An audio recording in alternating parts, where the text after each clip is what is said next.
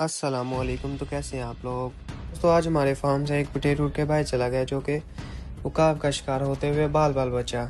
आइए आपको कुछ मंजर दिखाते हैं जो हमने कैमरे में रिकॉर्ड किए हैं।